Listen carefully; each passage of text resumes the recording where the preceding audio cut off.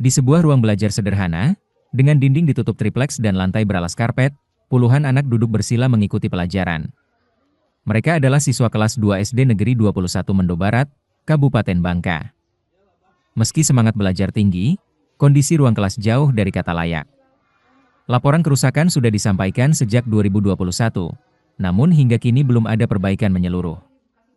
Ombudsman Republik Indonesia turun langsung meninjau sekolah tersebut, Kamis 21 Agustus 2025, setelah menerima laporan mengenai bangunan yang dikhawatirkan membahayakan keselamatan siswa. Dalam kunjungan itu, ditemukan satu ruang kelas rusak hingga 90% dan sudah tidak bisa dipakai. Sementara ruangan lain tetap digunakan meski kondisinya tidak aman karena keterbatasan lokal.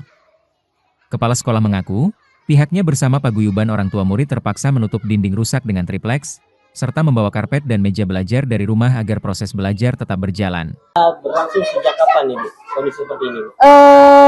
Sebelum 2021. Karena 2021 saya hadir di sini keadaan sudah seperti ini, Pak. Saya kan ngelanjutin kerja kepala sekolah yang lama gitu.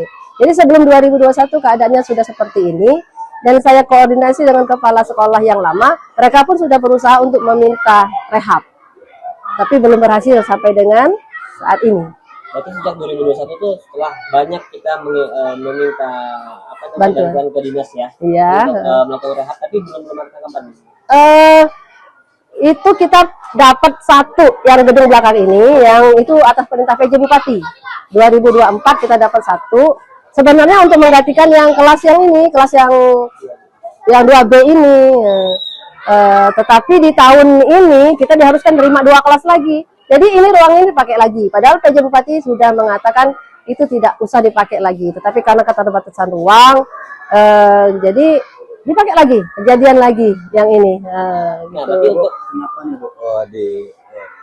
Ini udah layak atau gimana Bu? Atau roboh ke sebelumnya Bu? Kelas ini terjadi karena kelas yang paling ujung, kelas 4 yang paling ujung, udah 90% mengalami kerusakan. Jadi kayunya di atas itu sudah jatuh ke bawah dan kita tidak berani lagi menggunakannya karena takutnya anak-anak tertimpa kan.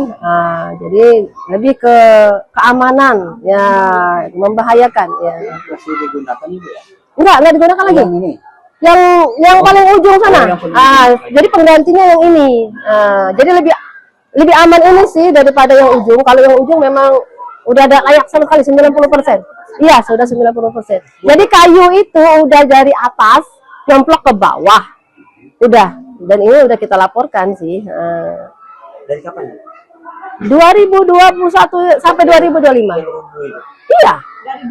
Dari 2021 udah seperti itu. Oke, Bu, mungkin upaya dari pihak sekolah sendiri Bu dalam memberlangsungkan pembelajaran seperti apa nih? Kalau dalam memberlangsungkan pembelajaran ya kami bekerjasama dengan paguyuban.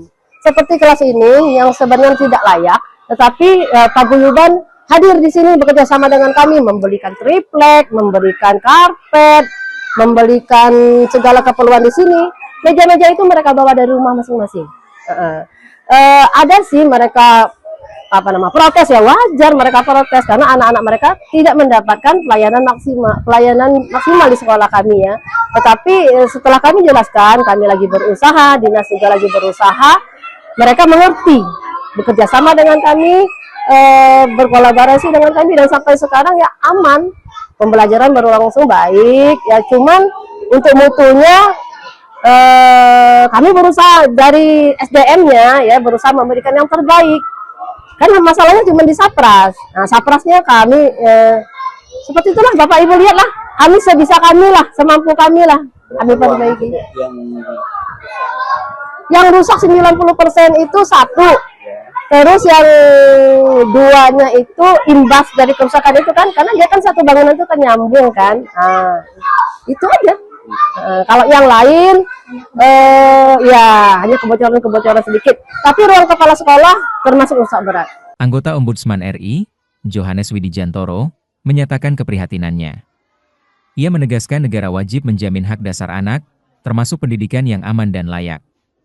Ombudsman pun mendesak pemerintah daerah segera mengambil langkah cepat untuk memperbaiki fasilitas pendidikan di SDN 21 Mendo Barat.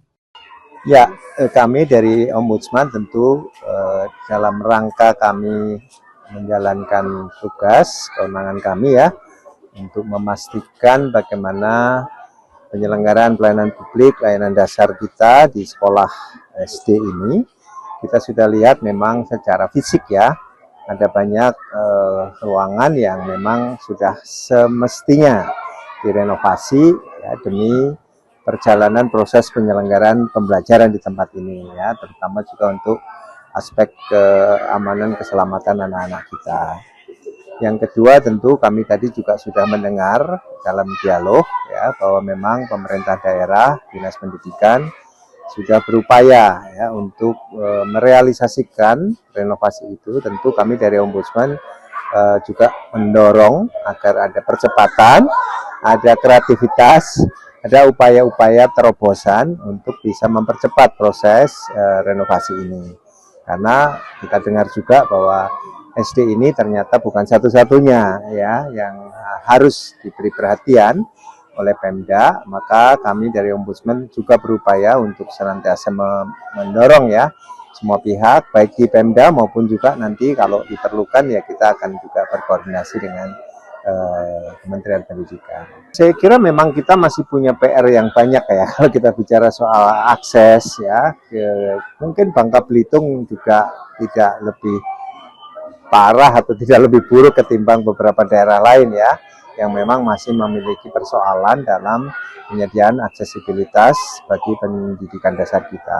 Tapi itulah tantangan negara kita sebagai negara yang besar, kepulauan ya, memang banyak yang harus dilakukan, maka kita sebagai Ombudsman juga berupaya untuk mendorong agar pemerintah juga memberikan prioritas, karena ini bicara soal layanan dasar. Gitu.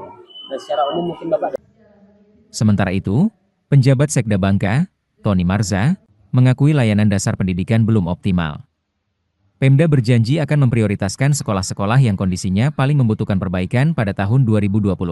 Tentunya ini memang menyadari bahwa memang selama ini artinya itu untuk pemenuhan pelayanan dasar kita terutama sekali di pendidikan ini belum optimal. Karena itu kemarin ketika ada beberapa informasi yang kita terima, kami dengan Pak PJ Bupati Bangka juga ini memanggil Kepala Dinas Pendidikan ya, itu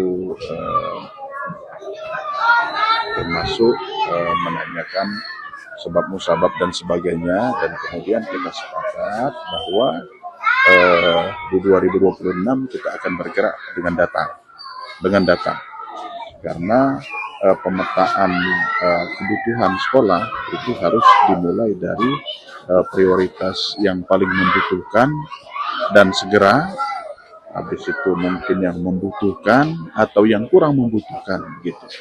Jadi agar pemanfaatan dana kita yang terbatas itu dapat tepat sasaran. Jangan sampai artinya itu ada sekolah-sekolah tertentu yang langganan dapat program, sementara yang lain ada yang tertinggal begitu.